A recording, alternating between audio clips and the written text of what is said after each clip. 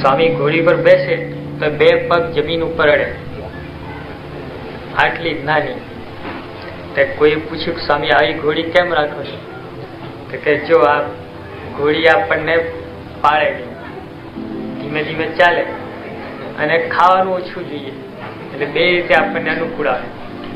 અને જે બહુ જોરદાર ઘોડો હોય તો આપણને ફેંકી દે અને ખાવાનું બહુ માગે. એટલે સ્વામી એના પર શું કહેતા કે આપણા આ ઘોડા છે, 10 ઘોડા છે, 10 ઇન્દ્રિયો છે, 10 ઘોડા છે, મન છે એનો સારથી છે. એટલે જો આ જે ઇન્દ્રિયો છે એને જો બહુ આપણે કમજોર કરી નાખીએ, આંખ ફોડી નાખીએ, બંધ કરી નાખીએ, કાન ફોડી, એવું નથી કરવાનું. અથવા તો બહુ એકદમ ચગાચગ થાય, ઇન્દ્રિયો એના વિષયમાં દોડ્યા જ કરે, એ પણ ઠીક નહીં, મધ્યમ સારું. એટલે અમુક અને એના માટે મહારાજે આપણા દરેકના એવા સરસ નિયમ બાંધ્યા છે. મધ્યના સુરાવણ મહારાજે એ જ વાત કરી. મહારાજને પૂછ્યું કે મહારાજ તીવ્ર વૈરાગ્ય કહીને ઇન્દ્રિયો જીતાય છે કે બીજો કોઈ ઉપાય છે? ત્યારે મહારાજે કહ્યું કે નિયમ હોય, નિયમ વાળાને તીવ્ર વૈરાગ દ્વારા કરતા પણ વિશેષ ઇન્દ્રિયો જીતાય છે. અને એ રીતે મહારાજે ત્યાગીને નિયમ આપ્યા, ગ્રસ્તને ગ્રસ્તના નિયમ આપ્યા કે જો નિયમમાં રહે તો જરાય બાદ ના. એટલે વિષય ભોગવવાની ના નથી પાડી મહારાજે, પણ એના નિયમ બાંધ્યા છે. એ નિયમ મર્યાદાને ઉલ્લંઘીએ તો આપણને દુઃખ થાય. ત્યારે આપણને ડોક્ટરે કહ્યું હોય, હવે કોઈ દવાઓ બધી ઘણી એના ઉપર તમે જુઓ તો પોઈઝન લખ્યું હોય છે, પોઈઝન જ છે, પણ જો માપમાં લો તો એ દવા તરીકે કામ કરે. પણ ડોક્ટરે કહ્યું કે આ સવાર સાંજ ને બપોર આ 3 એક ગોળી લેવી અને 7 દિવસનો કોર્સ આપે 21 ગોળીનો. જે આપણે વિચાર કરીએ કે આ 21 એક સામથી લઈ લઈએ તો આ રોજ માથાકૂટ યાદ રાખીને કરી, એના કરતા લાવ બધી સાથે લઈ લઈએ તો એ ઝેર રૂપ નીકળે, મરી જ જાય. અરે એક દિવસની 3 સાથે ના લેવાય, એ સાંજ સવાર ને બપોરે લેવી જ પડે. એમાં જો આપણે એક જ ટાઈમે 3 ગોળી લઈ લઈએ તો એ કઈ નું કઈ થઈ જાય. એટલે જો એની વસ્તુ ઝેર છે, પણ જો માપમાં લેવામાં આવે તો દવા થઈ જાય છે. એમાં વિષય પણ એમ તો ઝેર છે, પણ આપણા જે નિયમ બાંધ્યા છે, નિયમમાં રહીને જો આપણે વિષય ભોગવીએ તો આ શરીર મોક્ષના ઉપયોગમાં આવે. સત્પુરુષના ભગવાનને ભજન ભક્તિ કરી હોય, સેવા કરી હોય, એ બધા આપણે લાઈનમાં આવી જાય.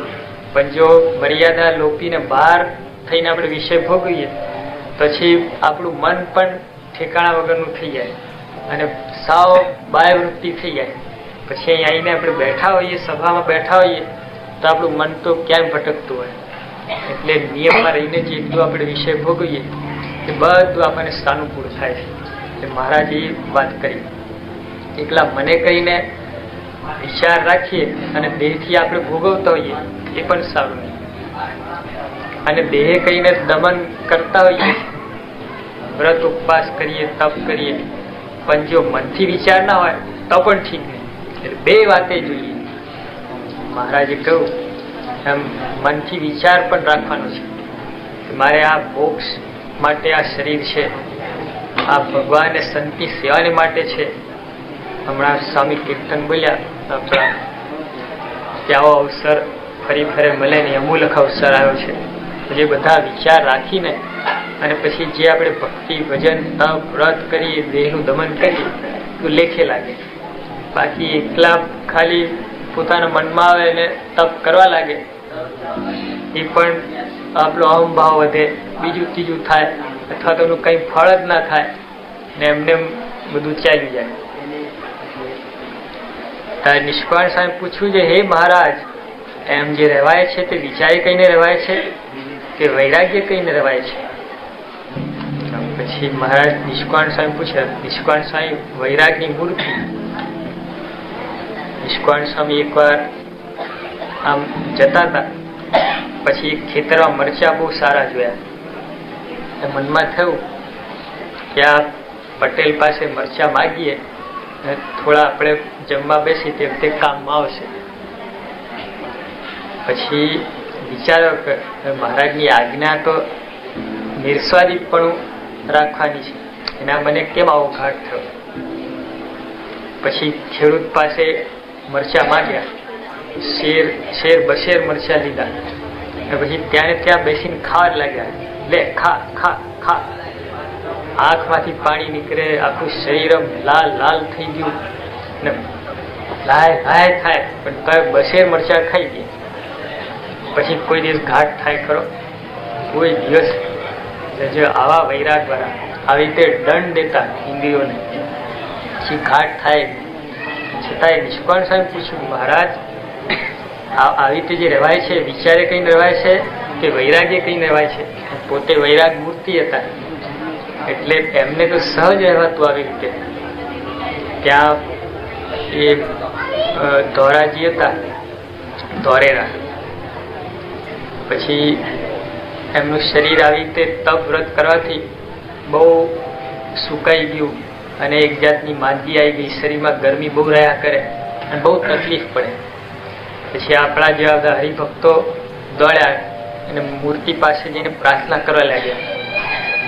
એમને ખબર પડી કે હરિભક્તો મારાથી પ્રાર્થના કરે છે, એટલે દોડતા આવ્યા કે શું શું બધા કરો છો?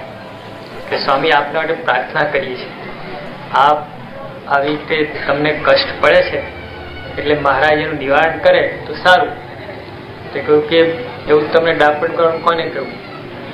તમે એવી પ્રાર્થના કરો કે આના કરતા 10 ગણું વધારે થાય. આજે મને પીડા થાય છે શરીરમાં, એના કરતા 10 ગણી વધી જાય એવી પ્રાર્થના કરો. મારે આને આ છેલ્લો જન્મ કરવો છે, બીજા જન્મ લેવા નથી. તમે આ દયા કરો છો, મારા પાસે માગો છો, પણ એ દયા નથી.